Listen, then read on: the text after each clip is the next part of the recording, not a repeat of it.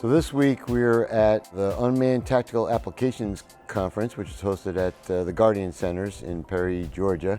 We're here because there's a gathering of 100 or more emergency responders from around the country, internationally too.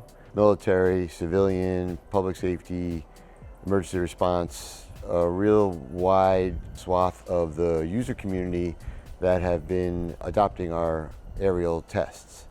This week in particular, we validated that the open, obstructed, and new confined lanes work as evaluations of remote pilot proficiency. We use these tests to enable direct measurements of remote pilot proficiency as they credential and license their pilots. The 5 levels are in rough order of difficulty. Level 1 is the basic proficiency or safety check ride. That would be the Part 107 accompaniment, a skills test that goes with the knowledge required by the FAA to fly in the national airspace. Level 2 is more of a maneuvering challenge with 5 different flight paths all in the open test lane. Level 3 is the payload functionality variant of the open test lane. This was always the original intent for open area identification of ground objects. So there's 5 different test methods, 5 different flight paths, all requiring panning, tilting, zooming of their onboard camera, adjusting contrast as necessary because the white and black buckets have different levels of lighting to identify the visual acuity targets that are inside.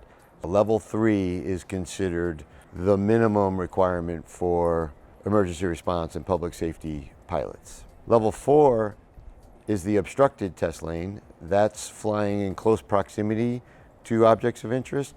In this case, it can be walls, it can be looking in windows and clearing doorways in structures that are intact, or in collapsed structures or semi-collapsed structures where people ought not be.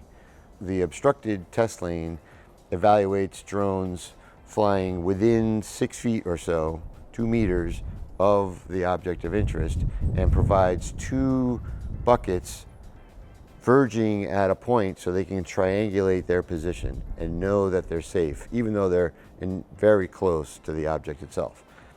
At that point, they have to work their operator interface to, again, pan, tilt, zoom their camera and control exposure to score visual acuity points. Level 5 is our confined test lane. The confined test lane is for indoor, dark, GPS denied situations. It doesn't have to be fully indoors. It can be in confined spaces of semi-collapsed structures. The confined test lanes take place in 8-foot cubic confinements, so there is nowhere to escape. You cannot lose control at any time. You have to stay off all the walls while performing the operationally significant tasks. Very similar or exactly similar to the obstructed test lane, just half scale. The confined test lane is for underbody search of vehicles.